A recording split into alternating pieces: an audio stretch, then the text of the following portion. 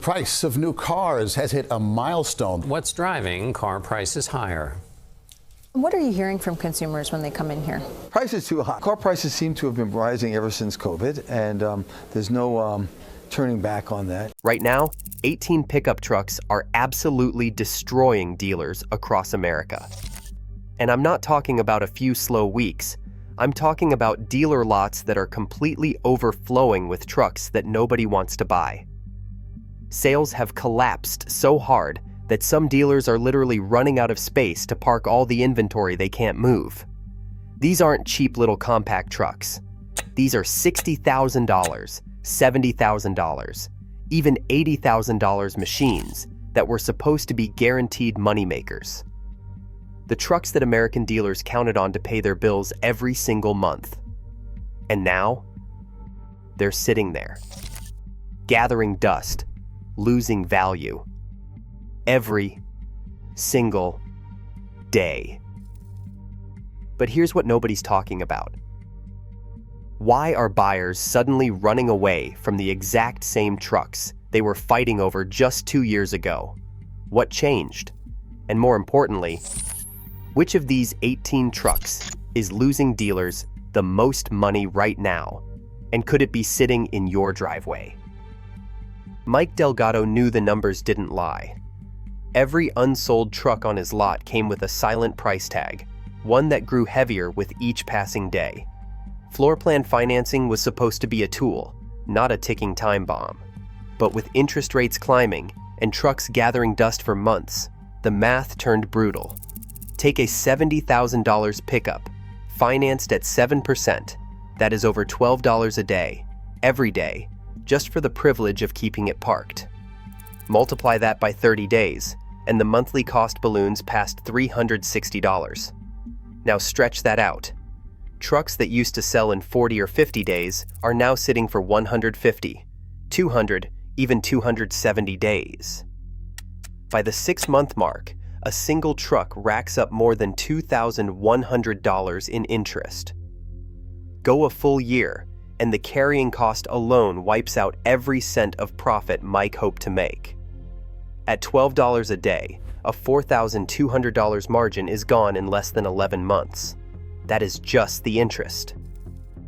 After 60 or 90 days, lenders tack on extra fees, curtailments that force dealers to pay down a chunk of the principal. Miss a payment, and the penalties stack up. The longer a truck sits, the faster it turns from an asset into a liability. Dealers like Mike can't just pass these costs along. Buyers aren't lining up. The market has moved on, and every day the inventory ages, the value of these trucks drops even further. The problem isn't limited to 1 or 2 models. Across the country, dealers are holding inventory for months on end. National averages mask the real pain. The slowest moving trucks, those in the bottom 20%, are stuck for more than 150 days, sometimes close to a year. For high-end models and electrics, the daily hit climbs even higher, with some dealers paying $20 a day or more. Mike's cash flow is under siege. Instead of making money, he's writing checks just to keep the lights on and the trucks insured. The financial pressure isn't theoretical. It's a daily grind, measured in dollars lost and opportunities slipping away. For every truck that sits, the cost curve bends upward, and the path to breaking even gets longer. The next step for Mike, and for every dealer in the same boat, isn't about waiting for buyers. It is about survival. A spreadsheet tells the story in cold, relentless numbers. Start with a $70,000 truck and a 7% annual interest rate. Each day it sits unsold, more than $12 in interest quietly disappears from the dealer's pocket.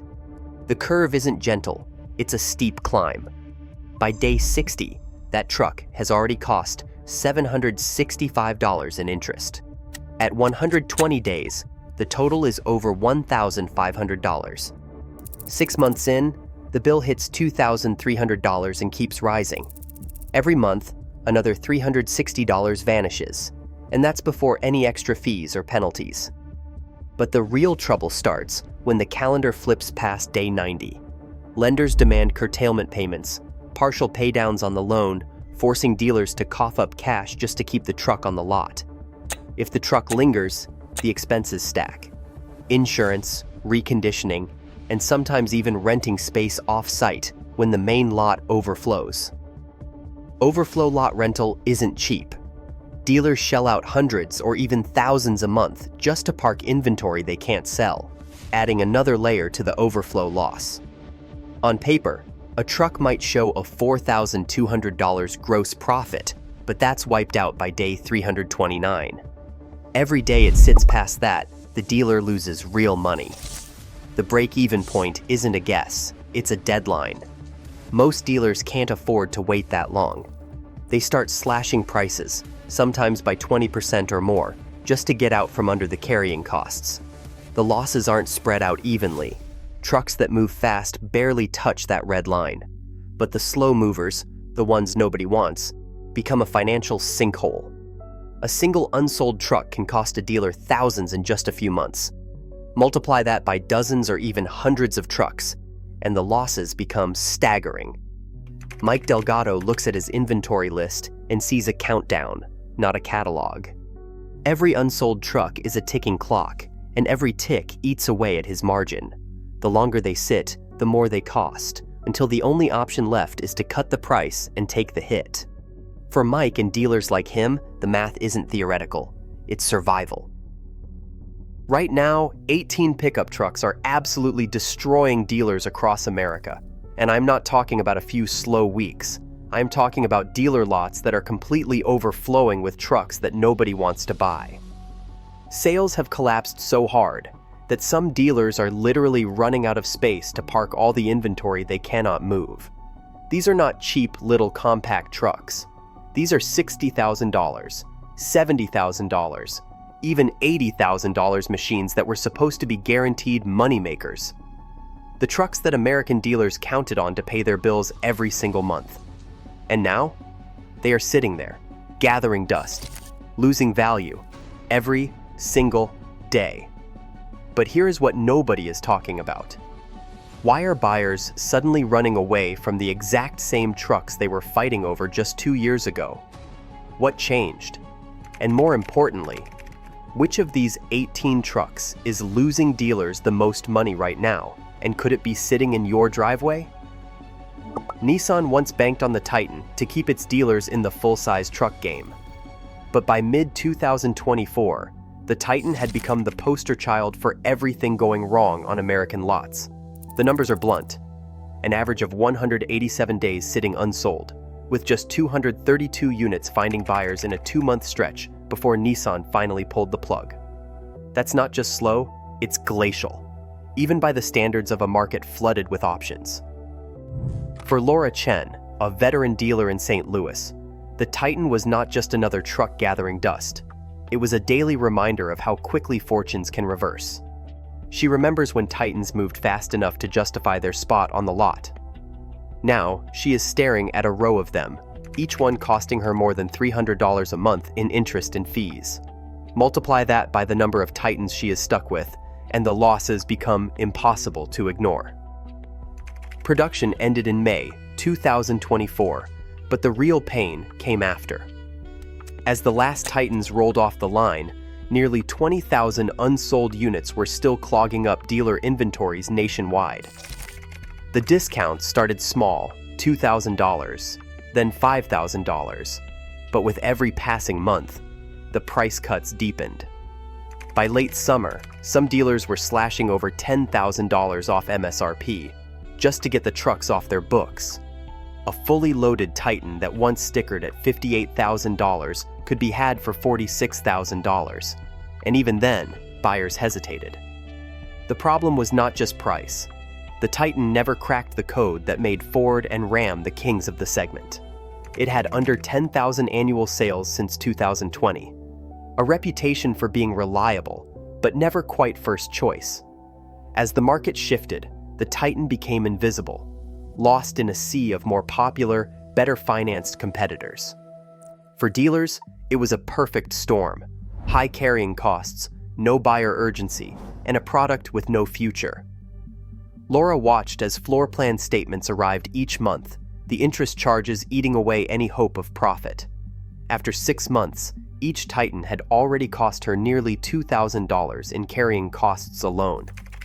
At 1 year, that number doubled. The break-even point, where any shot at profit vanished, was long gone. Every day a Titan sat unsold was a day she lost more money.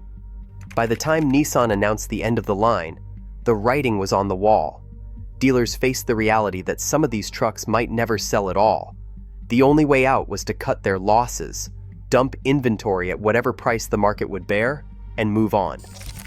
For legacy brands like Nissan, the Titan's collapse exposed just how quickly a miscalculation can turn a bread-and-butter product into a financial sinkhole.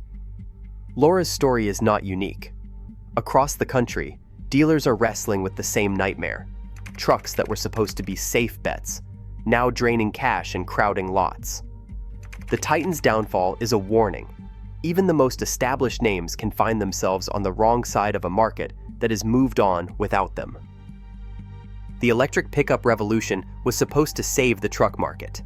Instead, it's become a graveyard of broken promises and stranded investments. On paper, these trucks were unstoppable, backed by billion-dollar tech companies and hyped as the future of American roads. But the reality for dealers has been a nightmare.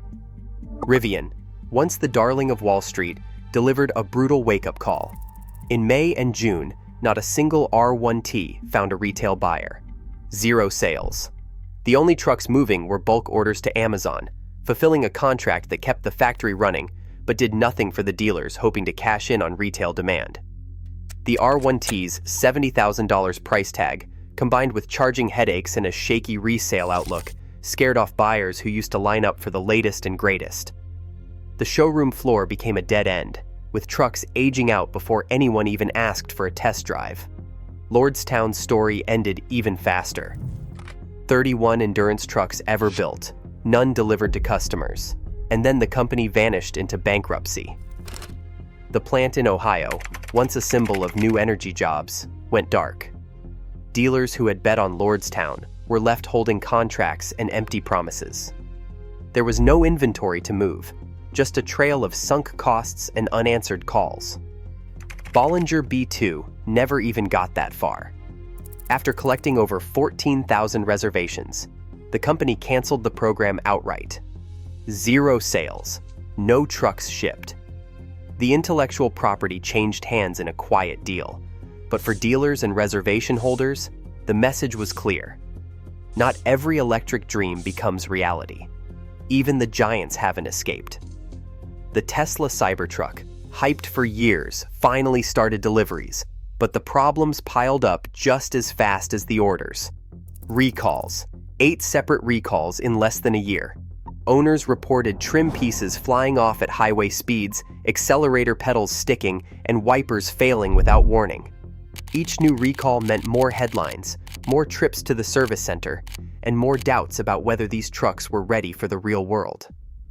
Tom Alvarez, a service manager in Phoenix, has seen the fallout firsthand.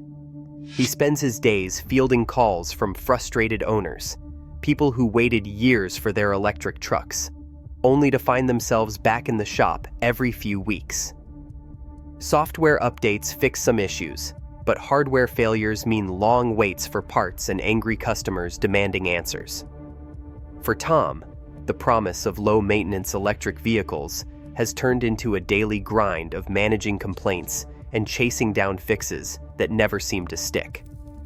The contrast couldn't be sharper. This was supposed to be the era where technology and innovation rescued the truck market from stagnation. Instead, dealers are stuck with high-priced, unsellable inventory, and service departments are overwhelmed by problems that no amount of hype can hide.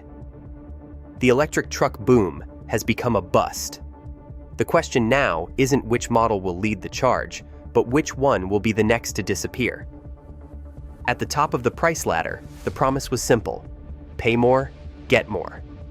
But the reality for luxury and premium pickups is anything but. The GMC Hummer EV, once billed as the ultimate electric status symbol, now sits on lots like a monument to excess. At over $110,000 and tipping the scales at 9,000 pounds, it's not just the price that's heavy. Owners have reported garage floors cracking under the weight. Insurance costs spike, and city parking restrictions turn it into a driveway ornament.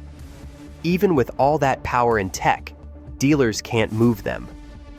By late 2024, more than 2,500 Hummer EVs sat unsold, some for over 120 days. The discounts started quietly, then ballooned as inventory piled up. But buyers aren't biting, not when a truck this expensive comes with real-world headaches. The Jeep Gladiator was supposed to blend off-road attitude with pickup practicality. Instead, it's become a cautionary tale. Sales crashed 47.7% in June, and the reasons are everywhere. Owners complain about jittery highway manners and a noisy, uncomfortable ride. Dealers who once celebrated its launch now watch as Gladiators gather dust, each one a monthly drain on the bottom line. The discounts get steeper, but the highway reviews linger online, scaring off buyers who want comfort as much as capability. Even mid-size trucks aren't immune from luxury bloat. The GMC Canyon, once a sensible choice, now stretches from $38,000 to over $60,000 for the top trim. That's full-size money for a truck that can't tow or haul like its bigger siblings. Buyers notice. The Canyon's days on lot average has ballooned to 140, with dealers slashing up to $8,000 off MSRP just to get them moving. The value proposition breaks down the moment a shopper realizes they can get a better equipped full-size for less money. For dealers, every Canyon that lingers is another reminder that premium pricing without premium capability is a losing bet. All across the premium segment, the same story plays out. High sticker prices, sky-high financing costs, and a shrinking pool of buyers willing to pay for features they don't need. Trucks that were supposed to be halo products now threaten to sink dealer profits. The numbers don't lie. When a $110,000 Hummer EV or a $60,000 Canyon sits unsold for months, the carrying costs eat away every last bit of margin. The luxury badge doesn't offer protection. In this market, it's just another liability. Sticker shock used to be a problem for luxury trucks. Now it's infecting the mid-size segment, a place that once promised value and practicality. The Ford Ranger, for decades the go-to choice for buyers who didn't need a full-size beast, now starts at $34,000.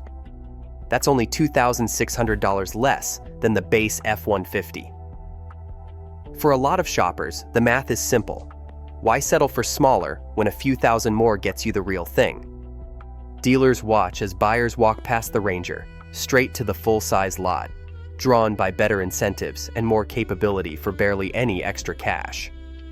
The Chevy Colorado ZR2 Bison takes the price spiral to a new level. Once positioned as the affordable off-road hero, the latest Bison crosses the $60,000 line, territory that used to belong to loaded Silverados and Sierras. For that kind of money, buyers expect serious towing, plush interiors, and a badge that turns heads. Instead, they get a mid-size truck that can't match its full-size cousins on power or prestige. The result? Days on lot stretch past 160 days, with dealers slashing prices and still watching inventory pile up.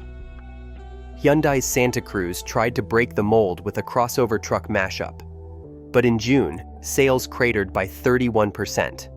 Even a redesign couldn't save it.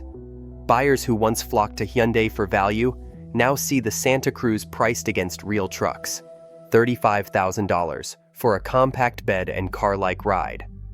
The novelty wore off fast, and dealers are left with rows of unsold units, each one a silent drain on monthly statements. Laura Chen, who thought she'd seen every pricing mistake in the book, shakes her head as she runs the numbers. She points out that the mid-size segment is eating itself alive. As prices creep up, buyers defect to full-size trucks or bail on new altogether. The logic is brutal. A $38,000 GMC Canyon can be outclassed by a discounted Sierra or F-150 for the same money. Even with $8,000 discounts, the canyon lingers and the losses pile up. The pattern repeats across the lot. Mid-size trucks, once the answer to high prices, now suffer from the same disease. As sticker prices climb, the value gap disappears. Dealers can't move them, and manufacturers are slow to react. The market has spoken. If a mid-size costs nearly as much as a full-size, buyers won't bite. The segment's identity crisis is now a financial crisis for every dealer holding the keys. The fallout is everywhere. Inventory ages, floor plan costs balloon, and the only way out is to cut prices until the losses stop.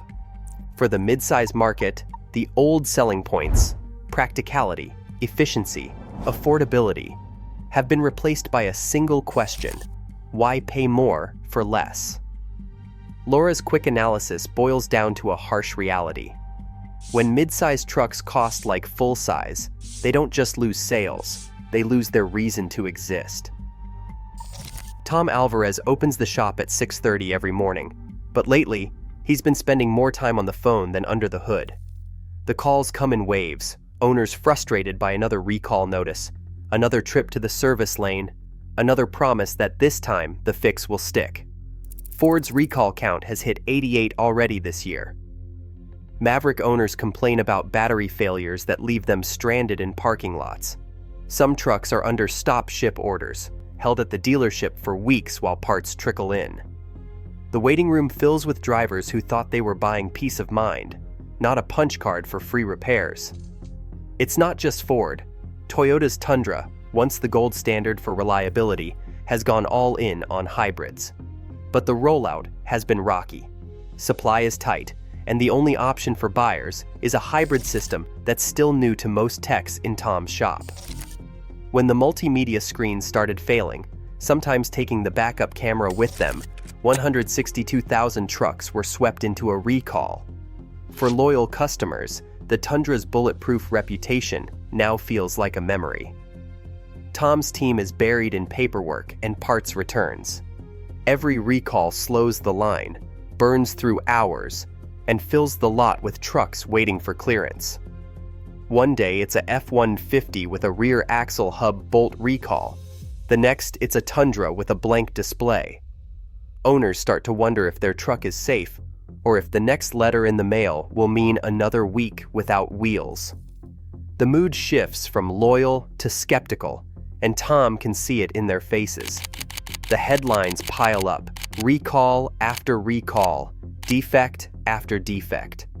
In 2025 alone, more than 19 million trucks and SUVs were pulled back for fixes, with Ford and Stellantis trading the top spot for most recalls issued. Even the Tesla Cybertruck, hyped as a revolution, can't escape, with 8 separate recalls in its first year.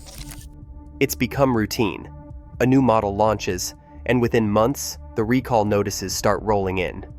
Trust is easy to lose and hard to rebuild. For Tom, every recall is one more reason an owner hesitates to recommend their truck to a friend.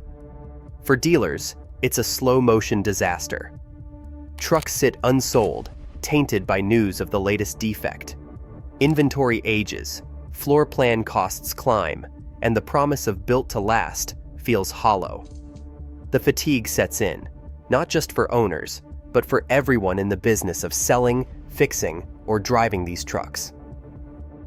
Mike Delgado doesn't see a parking lot full of unsold trucks. He sees opportunity. The numbers that haunt dealers can become a gold mine for buyers who know where to look. Take the Nissan Titan. In the spring, a fully loaded Titan stickered at $58,000. By late summer, dealers desperate to clear their books had dropped prices to $46,000. That's $12,000 off, no haggling required. The GMC Canyon, once priced into full-size territory, now comes with $8,000 discounts just to keep it moving. These aren't one-off deals. They're everywhere, hiding in plain sight for anyone willing to do the math. Mike's advice is simple. If you're in the market for a truck, this is the moment to act. Dealers can't afford to wait out the storm. Every extra day a truck sits on the lot shaves another chunk off the price. The discounts aren't just about moving metal, they're about survival. For buyers, it means getting a $60,000 truck for $48,000, or a $45,000 midsize for under $37,000. In some cases, factory incentives stack on top of dealer markdowns, pushing total savings north of 20% or even 30% off MSRP. But this window won't last. Mike's spreadsheet tells him the clock is ticking. Most analysts expect the glut to clear within 12 to 18 months. Once the lots empty out, manufacturers will cut production and the fire sale pricing will disappear. The trucks nobody wanted in 2024 could become rare finds by 2026, especially discontinued models like the Titan or canceled projects like the Bollinger B2. For collectors and bargain hunters, today's leftovers might be tomorrow's unicorns. Mike points to the rows of trucks outside his office. Each one is a deal waiting to happen. He's watched buyers score $10,000, $12,000, even $15,000 off, simply because they understood the pressure dealers are under. The best opportunities come to those who move before the market resets. For now, the trucks are there, the prices are low, and the window is wide open. The only question left: which one will you drive away with before the bargains are gone? Right now, 18 pickup trucks are absolutely destroying dealers across America. And I'm not talking about a few slow weeks. I'm talking about dealer lots that are completely overflowing with trucks that nobody wants to buy. Sales have collapsed so hard that some dealers are literally running out of space to park all the inventory they can't move. These aren't cheap little compact trucks. These are $60,000, $70,000, even $80,000 machines that were supposed to be guaranteed moneymakers. The trucks that American dealers counted on to pay their bills every single month. And now, they're sitting there, gathering dust, losing value, every single day. But here's what nobody's talking about. Why are buyers suddenly running away from the exact same trucks they were fighting over just 2 years ago? What changed? And more importantly, which of these 18 trucks is losing dealers the most money right now? And could it be sitting in your driveway? The biggest money pit. Recap.